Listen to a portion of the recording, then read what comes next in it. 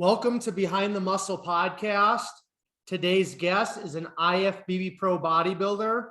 Today's guest is Alex Mitch. Alex, welcome to the podcast. Thanks for having me. For sure, my man. So we're just going to jump right into a couple of questions I like to start all the podcasts off with. The first question, Alex, is who are a few of your favorite bodybuilders of all time? I would have to start with probably Dorian Yates. I just love the, I'm not a mass monster myself, but he was a mass monster. But I think that the number one thing that I liked the most was the hard, grainy condition that he always brought. And that's something that I always bring as well. So that's kind of something that I've really pushed for. The next two, Jay Cutler, not just because of bodybuilding, but business side of himself. The way he has uplifted bodybuilding, even after being a competitive bodybuilder, is pretty awesome as well. I think the one that I relate to the most, though, is probably Flex Lewis. And the reason why I say that is because Flex, he's a shorter guy. Obviously, he was a 212 competitor, and that's where I'll be. He's a great businessman, and he's also a great father. So that's the reason why I probably like him the most and relate to him the most. But yeah, just those three guys, and that's pretty much it. Excellent. Now I'm going to ask you, because I know you just turned pro this year. I know you've already got some awesome connections within the IFBB, but let's start. Why don't you give me, why don't you give me two or three guys in the 212 and then two or three guys in the open, in terms of current guys in the IFBB circuit that you appreciate their physiques, maybe you appreciate just kind of the way they carry themselves. Oh, that's pretty easy. Well, especially for the 212s. Well, first off is, got to give it to my buddy, Derek Lunsford. And congratulations again, man. He'd be number one in the 212 division. Number two, definitely Nate Epler. Definitely been an underdog all year, and he has prevailed. He has really shown the entire world what he's made of. The third one, let me think here. See, current. I can't pronounce his last name, but he did place fourth, Angel. I really love his condition. I love his overall structure, and his condition that he brings. It's pretty wicked. Open guys, Nick Walker. I like Nick Walker. To be honest with you, I don't follow open bodybuilding as closely as I do 212, but definitely Nick Walker. Let me see here. Nick Walker, probably,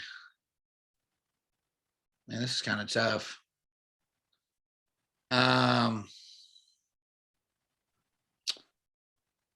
Probably Justin Rodriguez and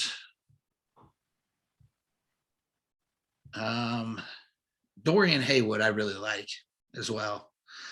Dorian, funny story about Dorian is I'm from around where he went to college at Ball State. He went to Ball State. So he was actually I remember when he won the Mr. Ball State here in town. So that was pretty cool. So those three guys as well. Excellent. Yeah. And Dorian, he trains out of Armbrust there in Denver, and he's actually been a guest on the podcast. Super unique, charismatic guy. It's pretty cool too, because he's a chiropractor and stuff. So he's a fun guy to kind of chop it up with, and very entertaining, kind of just within the bodybuilding community as well. So now, just doing some research and just kind of preparing for our conversation today, Alex, I'm kind of excited for this next question, because I know your dad was a huge and still is a huge influence in your life. But for the listener's sake, at what age did you start lifting weights? And then why did you start lifting weights at that age?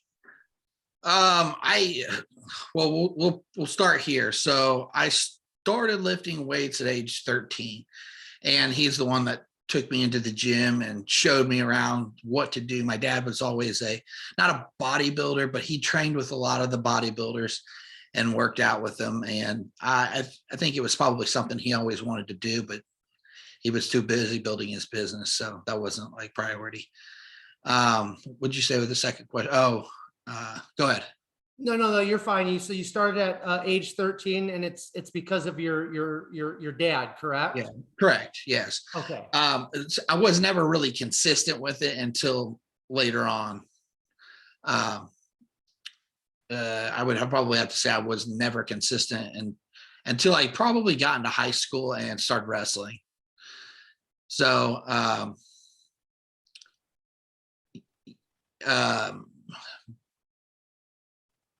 I guess we could go back on that. So yeah, he trained with all the bodybuilders and whatnot, and got me into not so much bodybuilding, but him, always flexing his biceps and stuff was always, pushed me to want muscle on my body. And, like I'd written in a post, a lot of guys pick up magazines and think, oh, I want to be like a bodybuilder like this. I really didn't even know what bodybuilding was at that time.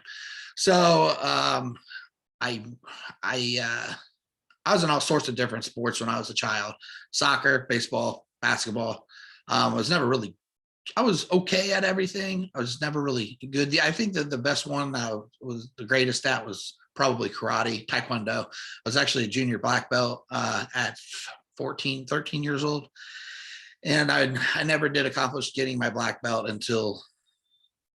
I never did accomplish getting it because I ended up getting into high school and started wrestling.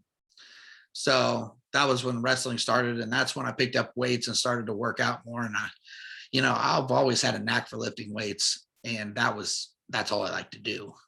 Wrestling, I was a decent wrestler all throughout high school. I never really went to any state championships or anything like that, but we also had a really hard conference, so it was pretty much difficult to get to our state championship. Yeah. Well, so you grew up in Indiana, and then is that correct? Yeah. Okay. Yeah. So go ahead. No, you're fine. So you grew up in Indiana. Your dad was a really big influence on you. You said something about your dad building his own business. Talk about that a little bit. Talk about what your mom did. Talk about maybe just your family dynamics. Did you have any siblings? Sure. Outside of sports, Alex, was there anything else that you can kind of think of, or you can recall, that kind of shaped your childhood outside of those athletic experiences? Okay. My parents were together until I was about 12 years old. They ended up getting divorced. And my dad moved about 15 minutes away into a town called Yorktown. And that's actually where I live now. And that's where I went to high school at. My dad he started a business. It's called Mitch Dental Lab. He produces removables and fixed restorations for dentists. So that's dentures and crowns for dentists. And so actually, I have a younger brother. So he's 2 years younger than me. So in my early age, before my parents actually got divorced, we were pretty close, and I always had a really close bond with my dad, and my brother had a close bond with my mom. So when my parents split up, I lived with my dad and my brother lived with my mom. And so for many years, until from 12 years old until I would say 18, my brother and I didn't really have much of a relationship. We still did. We still saw each other, but it was not as close like normal siblings are.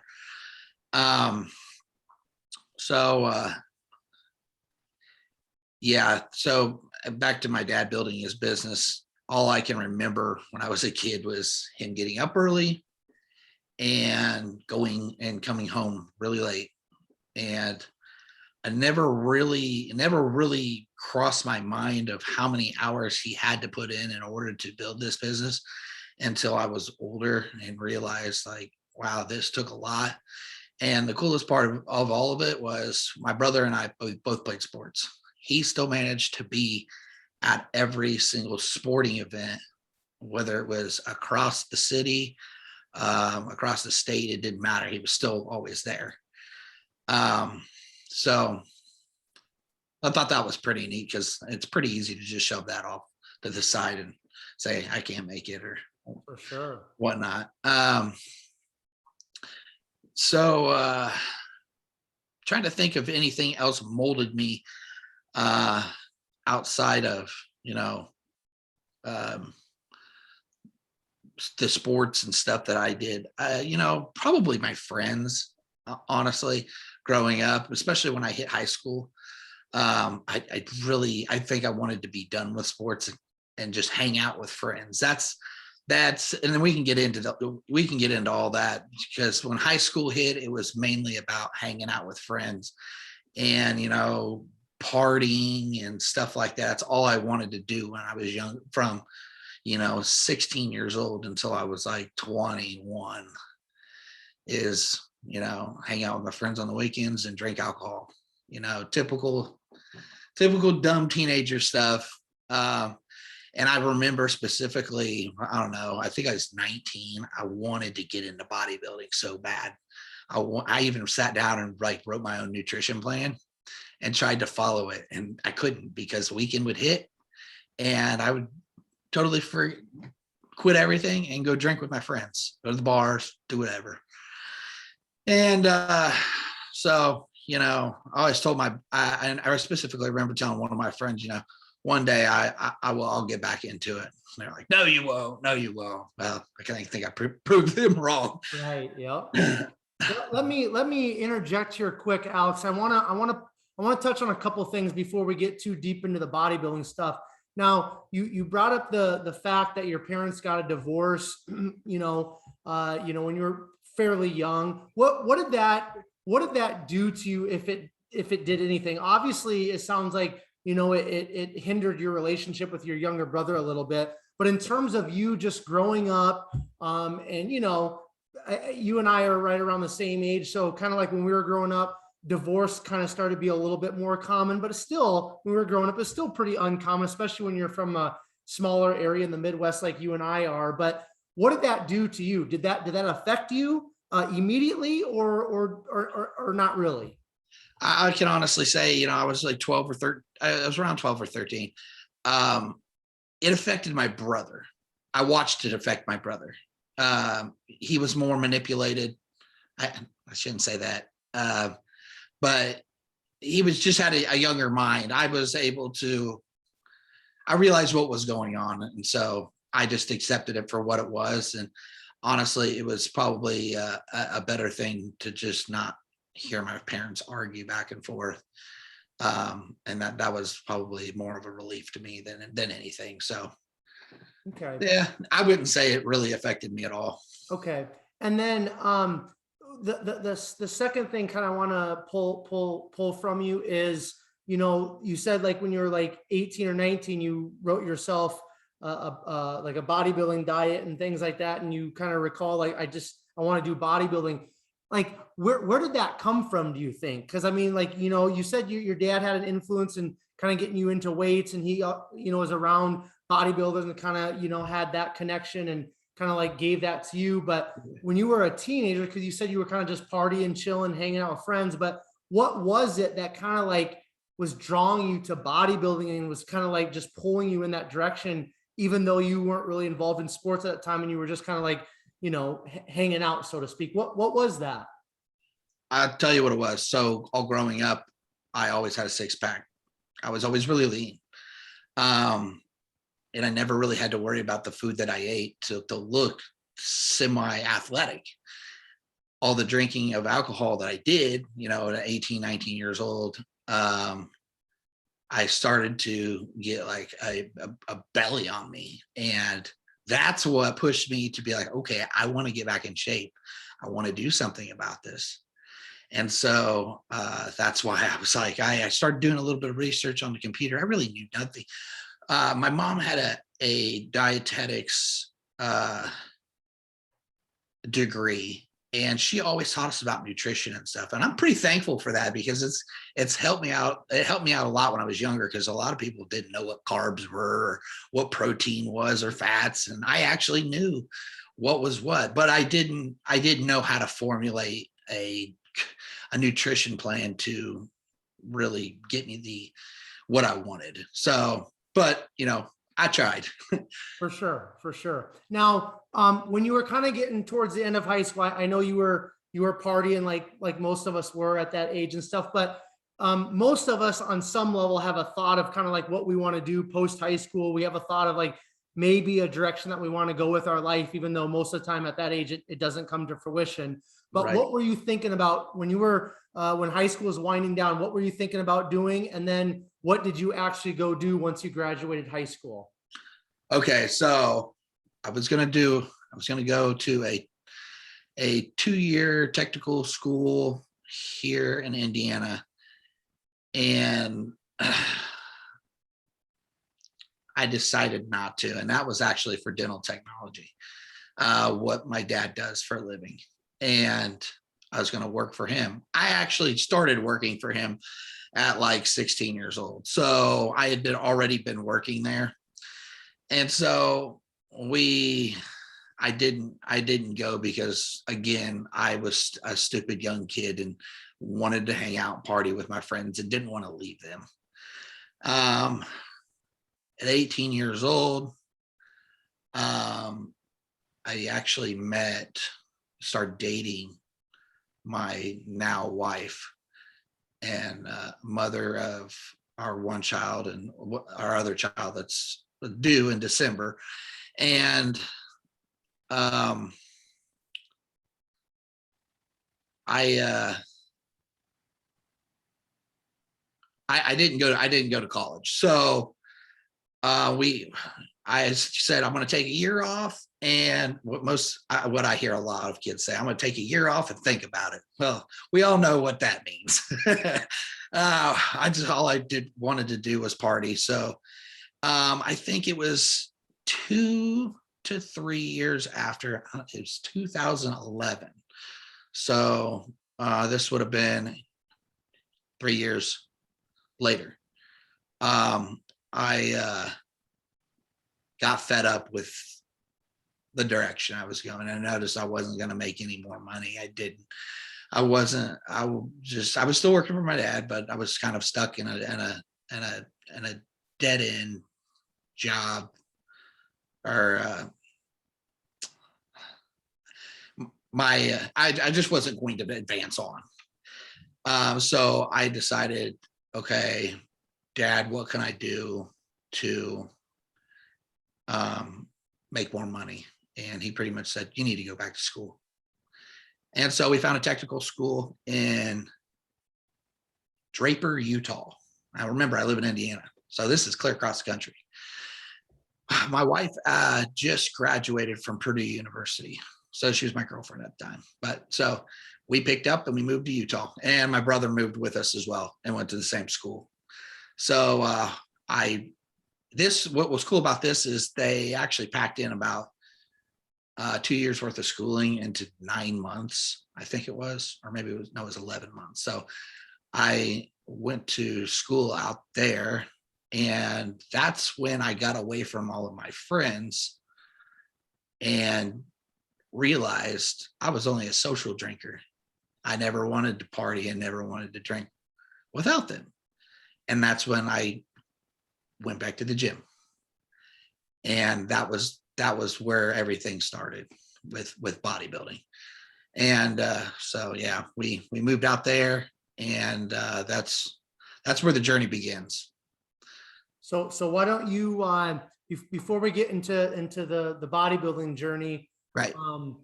Let's talk. I want to talk about your now wife. What's her first name? Stephanie. Stephanie.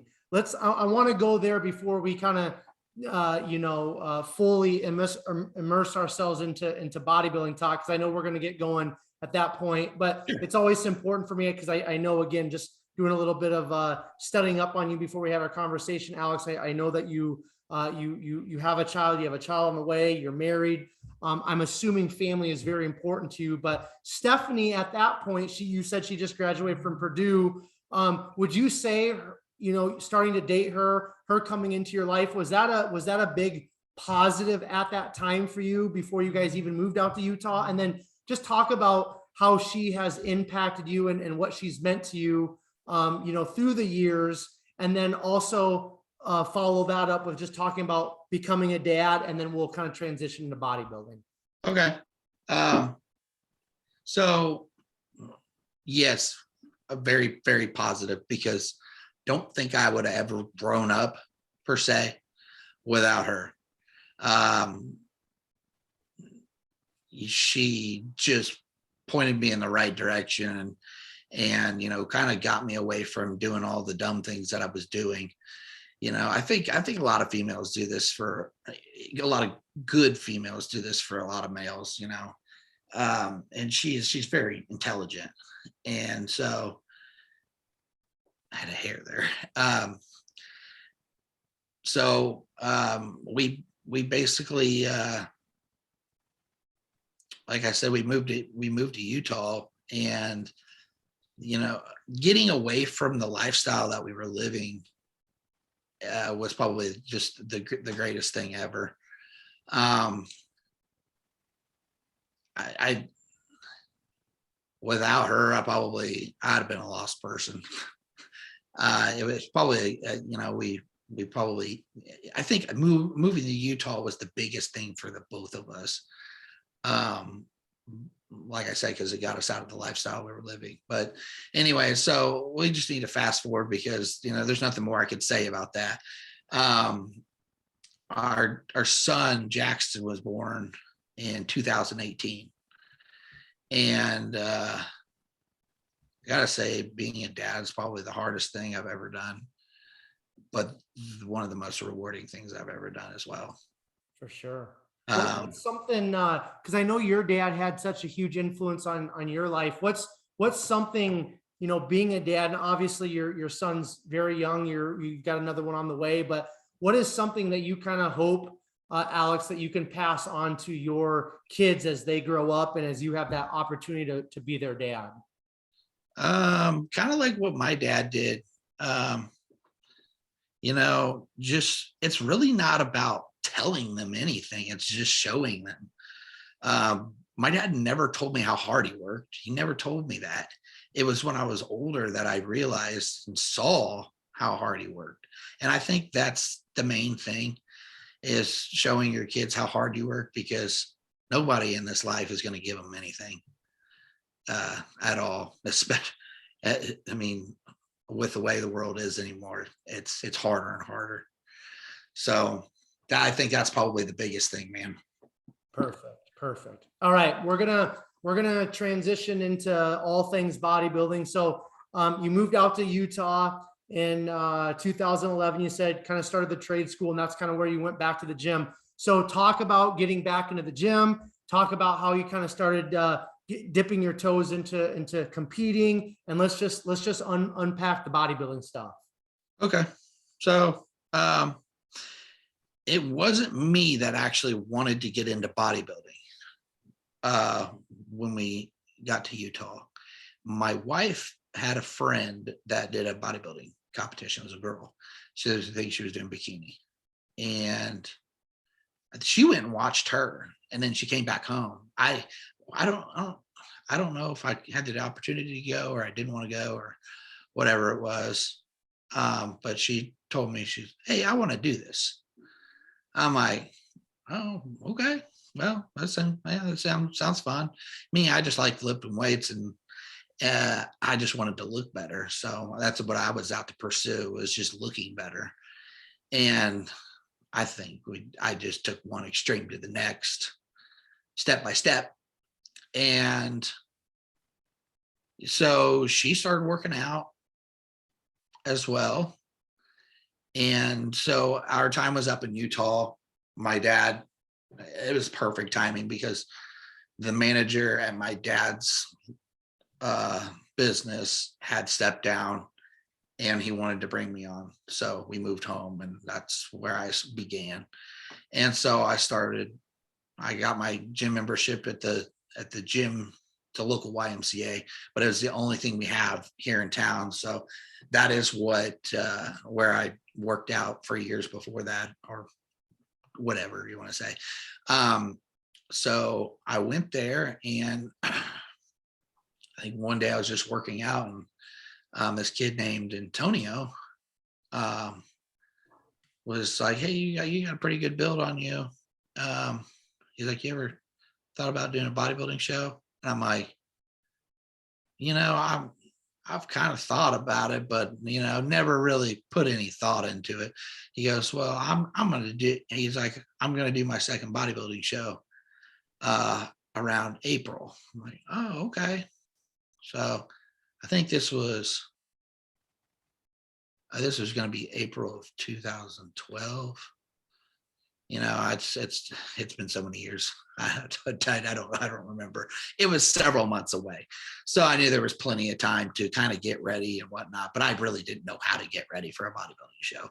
So I put more thought into it, and then finally I was like, I came home, and at the time we were living with my dad, and while we were looking for a house to buy, and so I was just like, "Guys, I think I'm going to do a bodybuilding show." And my dad was like ecstatic. They're really, my dad always wanted to be to do a bodybuilding show. He's like, that's really cool. He's like, "When is it?" And I told him, like, I don't really know how to get ready for it. So there's a local guy here in town, and he was a bodybuilder. He'd won Mr. Indiana before in the past. So I contacted him, and he's like, "Yeah, I can help you out." And so, I started getting ready for that first show. I was a natural competitor. So I'd never been to a bodybuilding show, didn't really know what to look like or what to expect. And so my buddy Antonio, we trained together, and he's like, "Man, who's getting ready? You ready for your show?" And I told him who he was. And he's like, "Man, I think I'm going to go to him too." Cause he was doing things on his own and really didn't know what he was doing either. So he went to him, and we did that show in April. It's called the Natural Indiana. And I was a bantamweight bodybuilder. It was like 128 or 131 pounds. I don't know. Yeah, I was really light. I was really little. Still wasn't in condition. Didn't look like a bodybuilder. Didn't play the part, but it opened my eyes up. I think that was the second year for men's physique, because I remember seeing the men's physique competitors backstage. I'm like, "What is this? They wear swim shorts? Like, this is interesting." I'm like, "I've not heard of this division. I thought it was just all bodybuilding." And so, so I got third in that show. And so, we were done and over with, and ate our meal afterwards, and then we got on our phones, or no, at the time there was no smartphones. We got on the computer, and we were looking up, where's the next closest bodybuilding show. So I think the next one was like the Kentucky Derby. And that was at the end of April, I believe. So we traveled down to Kentucky and did the Kentucky Derby, and I got second there. Still was bantamweight. And then we did it again. We're like, "Okay, let's look for the next show." And I was like, "Man, where am I getting with this?" I'm like, "I'm not doing any better." I'm like, "I got second, but it was out 2 guys. I mean, get real." I was like, "I'm not doing good at all." And I just realized that, where I was at, who I was being coached by and stuff like that, just wasn't working out. So we did this third show, the Indianapolis Championships, in June. And I got significantly leaner for that show. I think I was about 128 pounds or 125 pounds or something like that for that show. And I still got second again, but it was out of like 6 guys. So I felt pretty good about that. And so I was like, forget it. We're going to stop this year, and we'll look forward to next year. So I always knew, okay, now the process is to put muscle on and come back next year, maybe bigger and leaner. So I actually hired Ed Nunn. I don't know if you know who that is. Oh yeah, of course. Yeah, Ed Nunn was my bodybuilding coach in 2014 and 2015. He helped me out with my off season. And that really got me going as far as what bodybuilders should look like, kind of like the mentality of a bodybuilder, what I should be doing day by day. And that helped me. That was just another stepping stone to help me advance on. So we did the Indiana State show that next year. I was way leaner. I had a lot more muscle on me, and I was a lightweight. So I still could have been in better condition, way better condition. I think there was 5 guys in that show, and got second again. And that's the story of my life, by the way. I always got second place, no matter what I did. Wrestling, I always compared to wrestling. I never got first in wrestling ever. It was always second. And I was out to prove myself. I gotta get first place eventually. So, and this was my opportunity too, because there was nothing after this. But the only difference was I really loved bodybuilding. So, did that show in 2014. And then I said, all right, I want to take a long off season. I want to take 2015 completely off and come back in 2016. Well, we did that, and some things didn't work out between him and I. We had some different thoughts on things, and he was really busy with his own career. It was the end of his career, but he was doing the Arnold. And so, I thought it was just best that I moved on. And the end of 2015, I hired Fakrai Mubrak. And that is where I learned how do I put this? I learned I learned that I had potential, a lot of potential that I didn't know that I had. So he got me ready for the state show the very next year, 2016.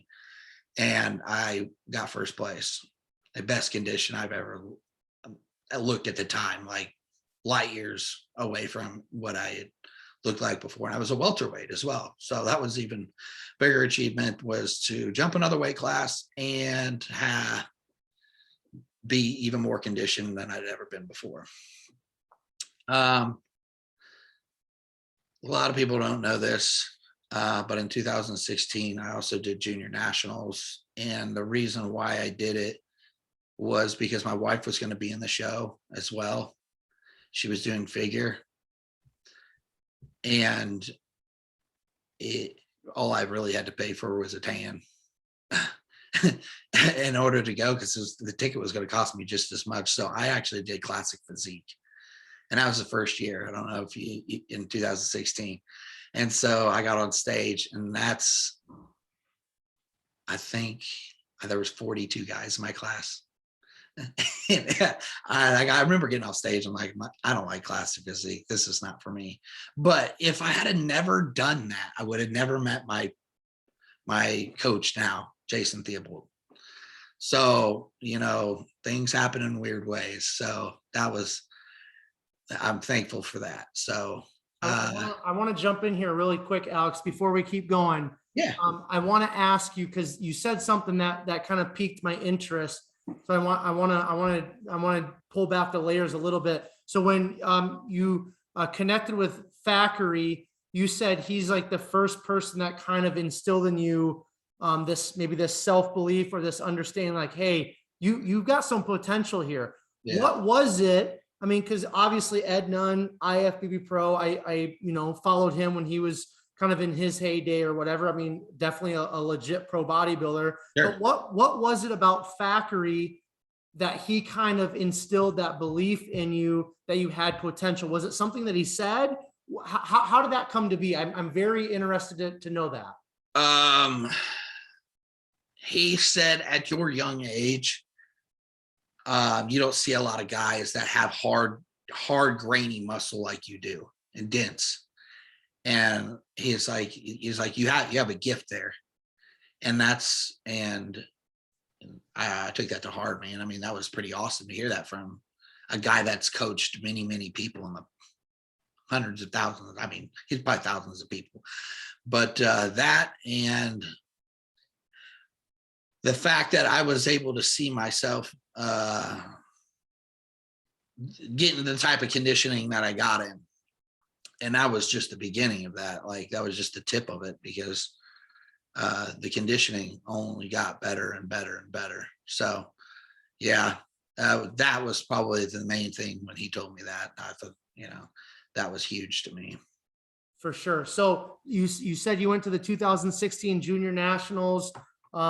Your wife competed, so you competed classic physique. But you said that that's how you connected with Jason Theobald, who, again, from prepping for our conversation, he's the individual, the coach that helped you turn pro earlier this year. So why don't you talk about that relationship with Jason? Because obviously 2016 to 2021, that's a good chunk of time. So sure, at some point you guys must have really connected. So why don't you talk about that relationship and talk about the importance of having the right coach in your corner as you progress in bodybuilding? Sure. Okay. Well, we're kind of missing out on a couple of things, because I was actually working with FAC until 2018. So 2017, I won a novice overall in the first place at the Indiana State show. And I still wasn't quite ready for like a national show. And so I think we just decided to hold off and wait for 2018. 2018 is when I did my first national show at North Americans. Placed 7th there. Prior to that, I won the middleweights at the state show, the Indiana State show. So my son was born, Jackson, who's now 3, and he had a lot of health complications. So I decided to step back from bodybuilding. We were moving, bought a new house, and but along that time, I've always kept in touch with Jason. I would ask him questions if I had a question, and he always would answer me. And just we would catch up. Hey, how you doing? You look great, or can't wait for you to do your next show, because Jason did the junior nationals with me, and then went on to did master nationals, and actually got his IFBB pro card then. So, I definitely had to reach out at that point and say, hey, dude, congratulations. You look phenomenal, because he did, man. So yeah, like I said, 2018, we just went our own ways. Me and FAC did. I still talk to him every now and again, but 2019, fall of 2019, I messaged Jason and I said, hey man, I'm going to get with you. I've always seen Jason's clients, they come in peeled. And the cool part is I think I had a previous conversation with Jason. Like, we kind of had the similar body types. We're both, really lean guys, and more so ectomorphs than anything else. And that ended up coming to be pretty true. So yeah, like I said, fall of 2019, we started working together. We did an off season, and we did some things that, tried to push the weight up, and it just didn't work out real well for me.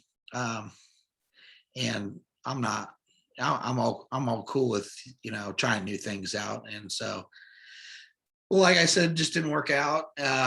We started prepping for a show in 2020, I think April of 2020. And it was going to be the Indiana State show. I was like, I've got to do this show. For some reason, I had it in my head. I didn't know if I was ever going to be a pro bodybuilder until we did have a conversation, and I'll get to that. And 2000, so I had to do the state show. But we pushed and pushed and pushed to get me in condition, and it was good conditioning, but I refuse to step on stage unless I am better than the previous person that I was on stage before. It has nothing to do about who's showing up for the show or whatever it is. It's a thing. It's me. So I knew I wasn't ready. He knew I wasn't ready. And he said, dude, why you got to do this show? And I'm like, well, I want to be Mr. Indiana.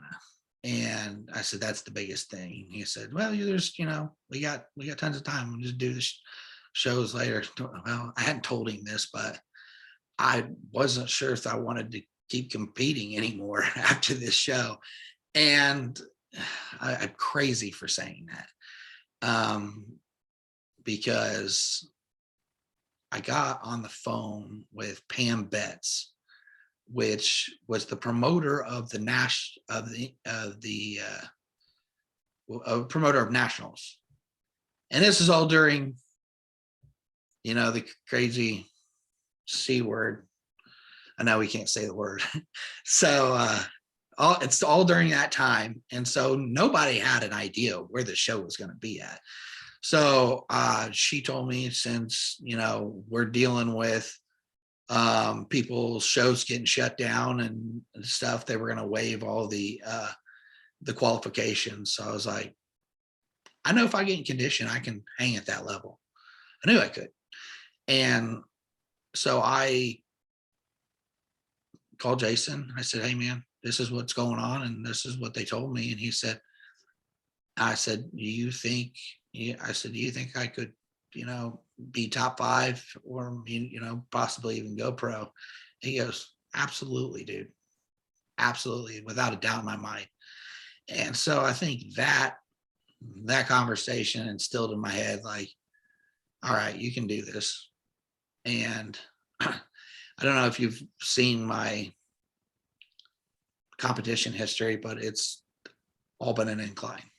It's always gone uphill. I've never gone backwards. The cool thing is I actually heard somebody else say that as well. And that was Sean Clarita. When he said that, I'm like, hey, I've said that too. But anyway, so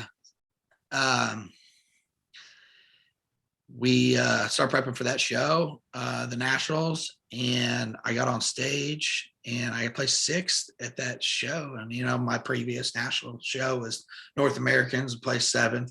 So I'm like, okay, got 6th place. Actually, when I got off stage, USA's was 2 weeks later, and I was going to be held in Arizona.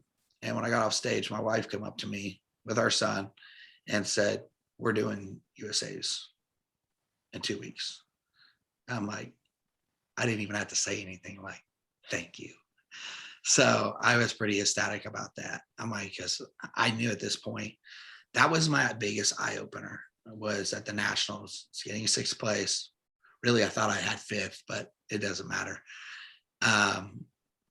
Was my biggest eye opener. I could be a pro bodybuilder. I could do this.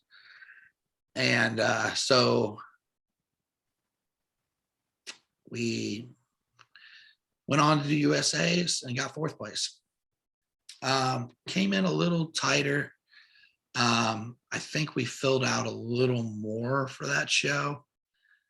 And so I was a little bigger for that show, not extremely bigger, but you could kind of tell.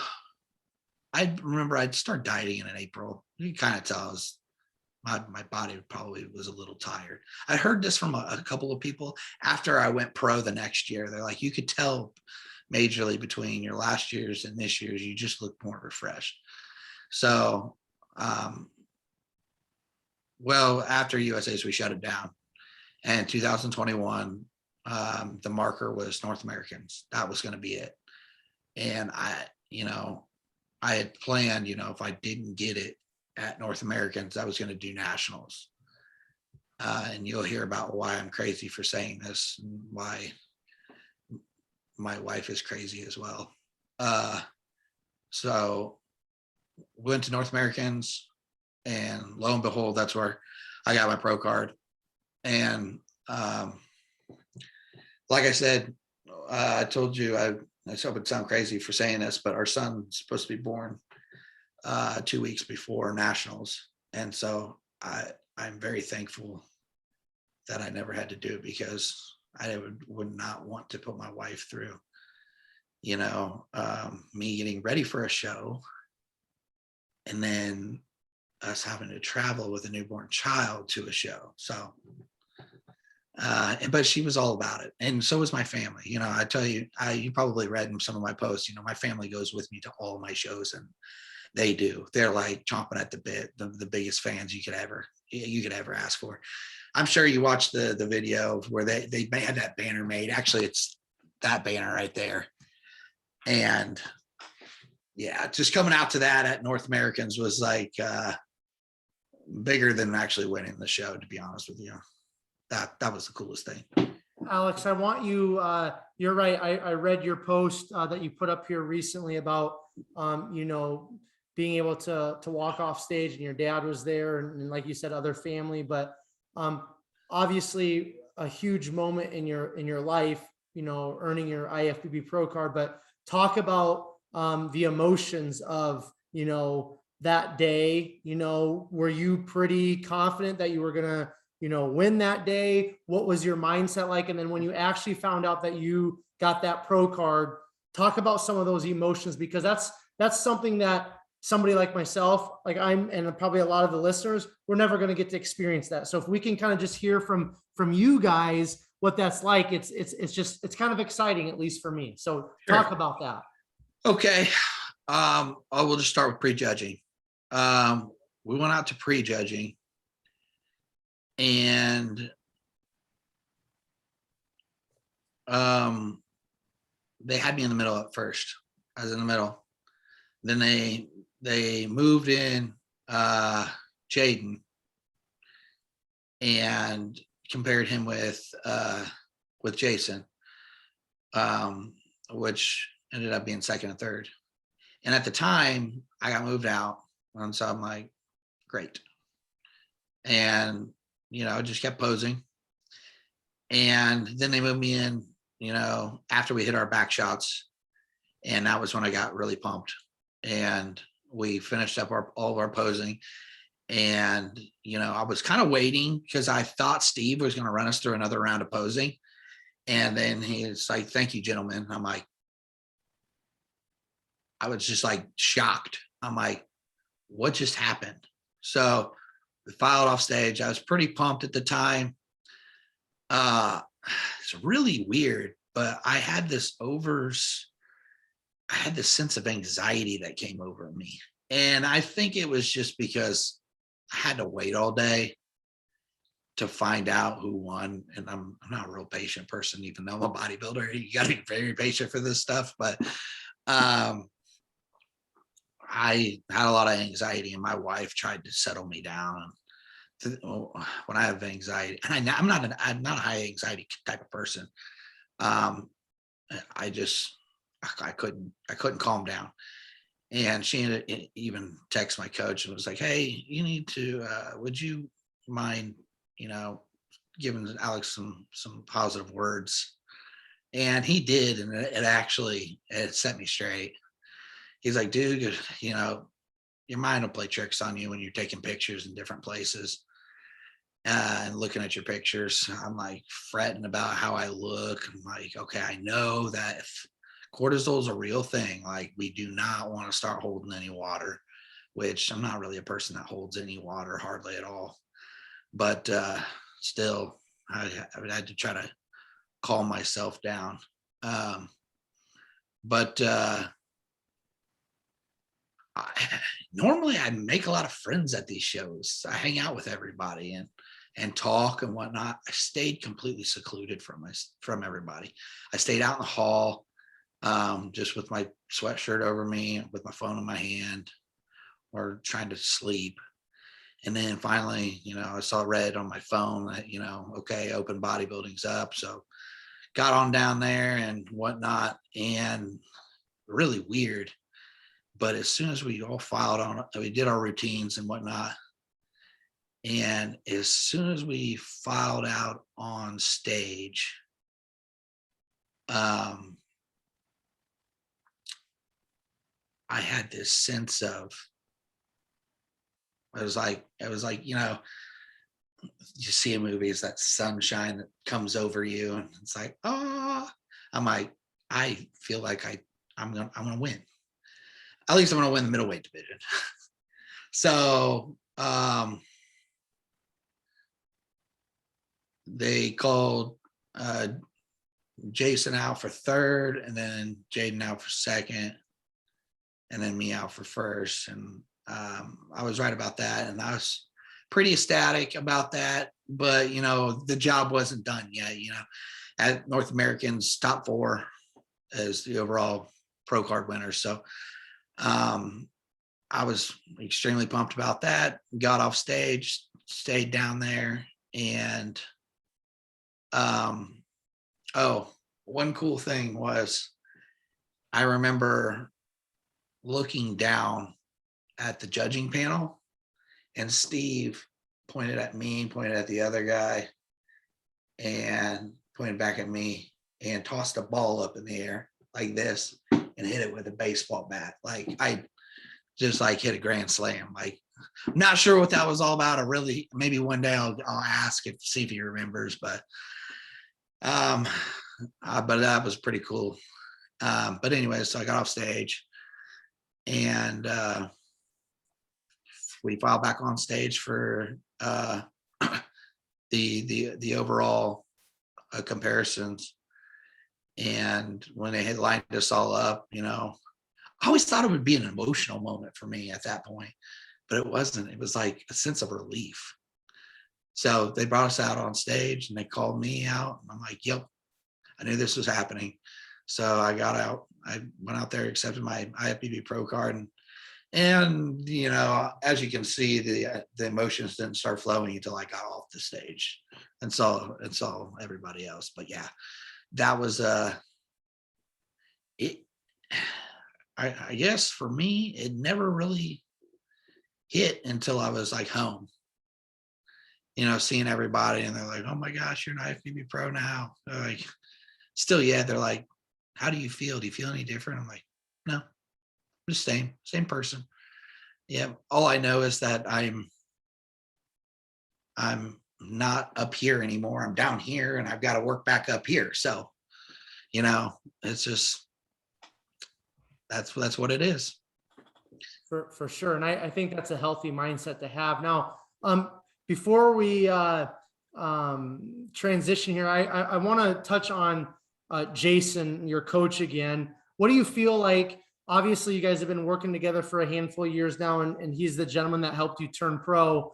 What do you think, in terms of Jason's coaching and just his relationship with you? What makes you guys click, or what makes him such a great coach specifically for you, Alex? I'll be completely honest. I'm a very coachable person. The way I go into anything with any of the coaches that I've ever worked with is, okay, I know,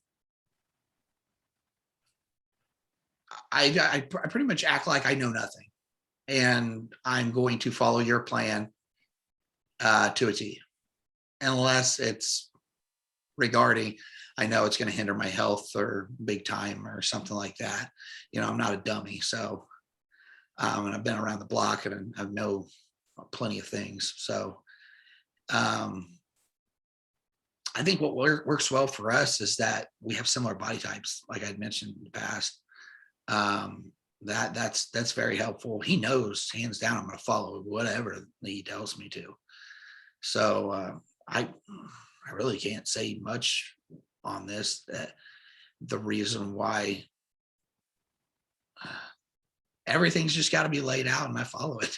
That's it, man. Yeah, no, that's good. That's good. Yeah. You're the perfect client then, basically, right? Yes, I try to be the perfect client because I mean, I have my own clients as well. And I kind of, think in terms of, I would want my client to do this. So, I'm going to do this for my coach.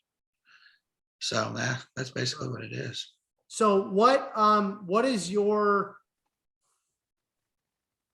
goal? What is your mind frame, your mindset moving forward now that you've got your IFBB Pro card? Realistically, what is your goal? What is kind of the plan? I know you said you're going to be in the 212. What's the future hold for you, Alex? What's kind of like once again the goal? As you transition forward within the IFBB. Well, I really wasn't quite sure of this, and I think I needed some time to think about it. And I think I have it now. To be honest with you, I'm 32 years old, so I'm into my prime. I'm getting there. So my 2-year goal is obviously I'm taking next year off. I'm getting on stage in 2023. I'm going to do the Indy Pro. And it doesn't even matter how I place there. My realistic, we're going to try to put as much size on as possible, but I have a 4-year long-term goal that I'm going to be on the Olympia stage. And, this is the first time I've ever said this. And this weekend being at the Olympia, it was my real eye opener and talking with people. And I've never been one to come out and say what I'm going to do because I don't know. I keep that to myself, and I never have in the past, but I'm going to say it now because I think I proved to myself and proved to other people, I can keep on putting one foot in front of the next and taking this thing further and further. So Excellent. So putting more size on every year. Very cool. Yeah. Now let's talk about, kind of outside of bodybuilding in terms of kind of like a career, because I think this is important for, people to hear from somebody who has been pursuing this dream of bodybuilding, achieving the dream and the goal of becoming an IFBB pro. Now you went to school, you came back, started working for your dad, kind of that second go around. What has the career looked like? Are you still working, with your dad's business? You mentioned personal training. Talk about kind of how your career has changed or it hasn't changed and what that looks like as you are pursuing being a professional bodybuilder. Sure. Yeah, I still work. My dad's actually retired now. So I still work for the business. I'm not the general manager, but I am a manager of a department. That's pretty much my, I would say it's close to half of my income. My other half of my income is through, I don't do personal training. It's online coaching, nutritional. I do have general nutrition clients and bodybuilding clients.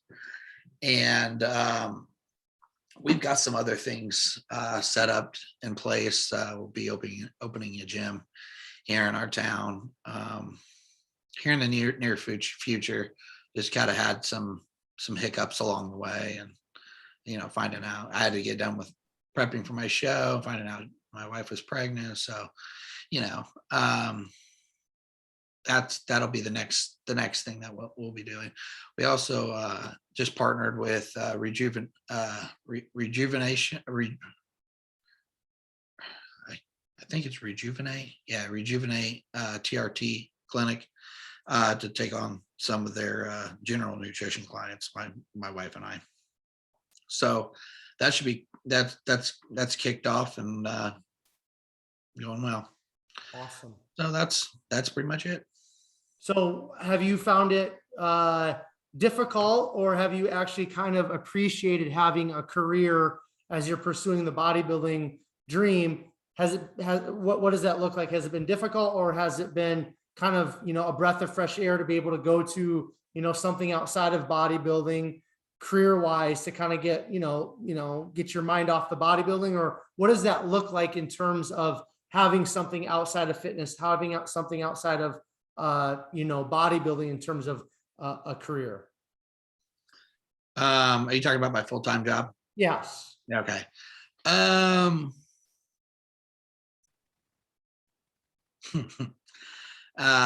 Yeah, to be honest with you, man, I love bodybuilding, and it's my passion. I can live in it day in and day out. So it's not a relief to get away from it. But I do enjoy it. I enjoy what I do. I've been around it my entire life, so I'm not terrible at it. So I'm actually pretty decent at it. So I will say one thing that's pretty cool is I kind of compare it to having nutrition clients. When they lose a lot of weight, they get this, they have they just feel better about themselves, and they're extremely happy. And that's like when I create a new smile for somebody and they can't stop smiling, and they see that in the mirror, and that's pretty cool, is that, you just change somebody's life just by simply putting a new smile in their mouth. So, yeah, that's pretty much it, man. Cool. All right. We're going to head kind of towards the end here, Alex. I want to talk to you a little bit about Derek. I know you sent me a picture through DMs on Instagram from this past weekend of you and Derek doing a photo shoot, or you were there or something. It was pretty cool. But talk about, your relationship with Derek, how you've been connected with him, and then also your relationship with Nate Epler. Obviously, Derek won the 212 Olympia. Nate got fifth, I believe, Yeah. correct? So Yep. Talk about how you know them and what your relationship is like with those two guys. Okay, so Derek, I was actually at his first show, 2015. I was just sitting in the stands of the high school that it was at, and he came out on stage, and I was like blown away by the way he looked. I was like, my wife, he was a welterweight, and I was just getting ready to compete that next year as a welterweight. And my wife's like, "Are you going to look like that?" I'm like, nothing. I'm like, because that guy's going to go pro in like 2 years. I'm like, he's something incredible. I'd never seen him before. A lot of people were around Indianapolis, I don't think had seen him before, but so yeah, he won that show, or he won his weight class and won the novice overall. But I think we all kind of connected on social media after that, and we followed him to the Midwest Battle of the Champions, and we've always had great conversations together, and we always talked about training together and whatnot. But he lived around Terre Haute area, so it's like a 2.5 hour drive from me, so it was always difficult to get down there. And with my son hadn't been born yet, but we all have our own lives and whatnot.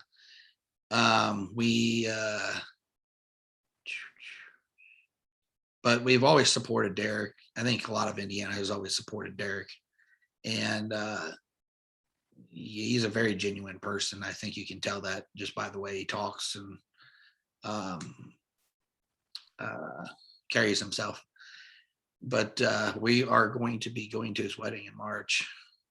That's when he's getting married. So, but Nate Epler, same thing. Social media. Without social media, I don't think any of us would really have the relationships that we do with each other. And you have these great conversations, even though you've never really gone and like hung out with them or trained with them. And then when you do see each other, it's like you guys are like friends, like really good friends. And it's funny how that works out, because it's like, hey, I've never really met this person, but I feel like I already know this person. But yeah, same with Nate. Nate actually trains with really a good friend of mine, Seth Parks. And I think this off season you'll be seeing some training. He's opening a gym in Greenwood area, and I'll be getting down there to train. Cool. Yeah. What does your training kind of look like? We haven't you haven't brought that up. We haven't touched on that quite yet. I am curious, Alex, what's your training like? What is kind of the philosophy that you follow? To be honest with you, I like to switch everything up every about 8 to 10 weeks. So I'm doing high volume, low volume. I'll go from training 5 days a week to 6 days a week to 4 days a week. Right now, honestly, I'm on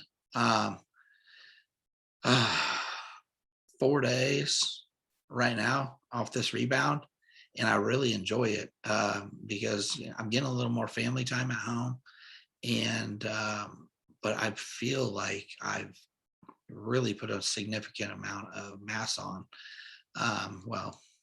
Whatever you want to say, size on with the training program that I've been doing. But I just it's a couple movements of back, shoulders, arms, and chest one day, and then legs the next, and take a day off and then do it again.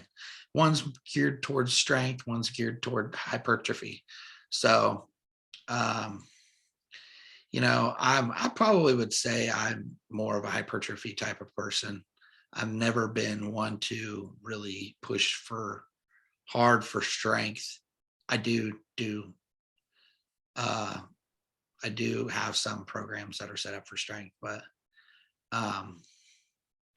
just never been my cup of tea, I would say. For sure. So just to finish it up, you just mentioned you were at the Olympia this past weekend, and we were kind of going back and forth. We've had some good conversation through DMs on Instagram, and I had made a post on my stories about just congratulating Rami for winning. And I know you said you don't necessarily follow the open men's as much, but you did respond to my my IG story post, and I said I want to touch on this in our conversation on the podcast. But I just congratulated Rami. I was like, hey, you got to respect the winner. But I personally am not a fan of his physique whatsoever. And you agreed with me. Why don't you just talk about that? Because I think it's important for people to understand, especially people that are just getting into bodybuilding. It's like, you can respect somebody because they win, but you don't have to necessarily be a fan of their physique or a fan of who they are or a fan of the way they look, whatever, right? You can always say, hey, respect, you won, not going to hate on that, but I just don't like that physique or the way that person looks. Why don't you touch on that for a minute in terms of like Rami and break that down a little bit, and then we'll finish it up. Sure. Yeah. Well, I'll start by saying, this is only my opinion, so I hope this doesn't offend anybody, and it's not meant to be. Like I said, it's just my opinion. We're going to start with quads. The guy has never had much separation in his quads at all. I seen a close-up shot of him, and there's no separation there. And it's just the overall conditioning was not there. I don't think he was as good as he was last year, to be honest with you. But how does one person only have striations on the side of the glutes and nowhere else? I'm not going to get into what I think it may be, but it's just overall too much blocky look. It literally, I feel like, looks like a block. My version, I honestly like Hadi Chupin, because he's more aesthetic. The conditioning, let's get to the conditioning, is next level was what Hadi Chupin has. And I think we need to have a little bit more balance between the conditioning, size, and symmetry with some of these competitors. That's who I would have probably been okay with winning. If he would have won, it'd have been I'd have been all right with that. Who placed third? Is that? I can't remember. Hottie placed third, didn't he? It was Rami. It was Oh yeah, it was Brandon Curry. Sorry, yeah, Brandon Curry placed second. Hunter and Nick. Yeah, I like Brandon Curry as well. His legs are just too. They don't match the upper body. Yeah, like I said, Hottie. Nick Walker was fifth, and Hunter Labrada. If Hunter Labrada could bring a more conditioned package, I could definitely see him being a Mr. Olympia within the next 2 years. I think that would be pretty cool. He has a more eye appealing physique. For sure. But what do you think? In terms of open men, I'm right with you. In terms of Rami, my personal opinion is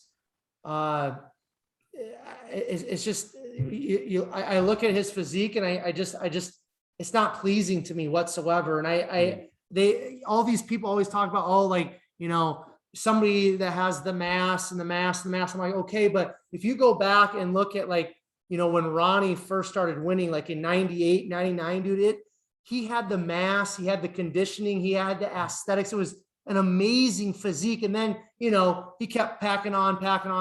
Then it kind of gets debatable. You look at a young Jay Cutler, dude, before he kind of started chasing Ronnie, dude, he had the mass, he had the conditioning, he had the separation in his quads, the feathering in his quads. I mean, I just feel like with Rami, it's like somehow we've got fixated. People have gotten fixated on, this mass. It's like, okay, that is a part of bodybuilding, open men's bodybuilding. Yes, I get it. But bodybuilding is so much more than just mass, man. Go back, look at Phil Heath, man. Never a huge fan of Phil Heath, more of his, just the way he carried himself. But we're not talking about that. We're talking about physiques. You look at Phil Heath in his heyday, dude, the mass was there, the conditioning that was there, the separation was there, the bubbly muscle was there. It's just, I just don't respect the physique of Rami. I just don't as a fan. I'm a nobody. I get that. But as me giving an opinion of as a bodybuilding fan, I compete in bodybuilding myself, but I'm never going to be an IFBB pro or anything like that.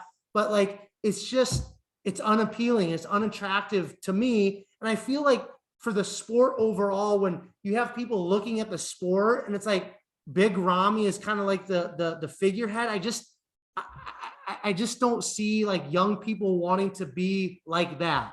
Does that make sense? Oh yeah, totally does. And not to say that, when I was a kid and I was looking at Jay Cutler and Ronnie Coleman, it's like, I never thought that I could look like that either.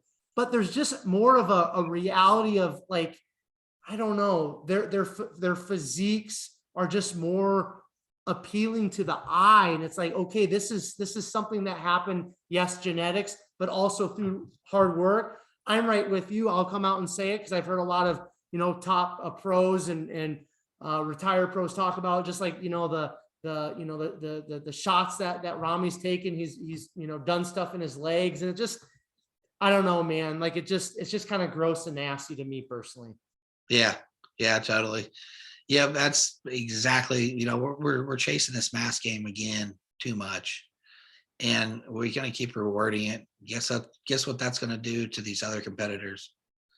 It's going to push them to use the thing. They're just going to push them to be bigger. And I don't know. I just don't want it to go that direction. Yeah. So anyways, I appreciate you kind of touching on that, Alex. Before we wrap this up, do you have any final thoughts or anything you want to leave with the listeners? And then if somebody wants to connect with you, go ahead and share where people can find you, where people can connect with you on social media. I don't have anything else, but my Instagram is Mitch Madness 89. They can all connect with me there. But yeah, that's pretty much it. Cool. Well, I thank you very much, Alex, for taking some time out of your day, man, to chop it up with me. I always appreciate some of the stuff that you share on your Instagram stories. And I really appreciate some of the conversation that we've had. And I'm sure we'll Oh, yeah. continue to have. So thanks for coming on the podcast, my man. Yep. Thank you. You're Appreciate it. welcome. Listeners, thank you so much once again for joining us on Behind the Muscle podcast, whether you're listening to this on your favorite podcast platform or you're watching this, listening to this on YouTube. I'm just so very thankful for all of you tuning in again and again. Two favors I would ask of all of you that are watching this, listening to this. If you haven't done so already, please hit the subscribe button on YouTube. Why is that important? Because I release all of these episodes first on YouTube. I've got 6 podcast conversations over the next 3 days. So if you want to stay on top of all the content that I'm putting out there, subscribe to YouTube. That's where you're going to find it first. The second thing I would ask of all of you, please take this episode of Alex's and share it on all your social media platforms. Make sure you tag Alex, tag Behind the Muscle so that we know that you are listening. You're finding great value in this episode specifically. That's just how more people are going to find the podcast. More people are going to listen and more people are going to be positively impacted. And then finally, I will leave you all with this. Remember, behind the muscle, there's always a story. We'll catch you guys later. Thanks, bud.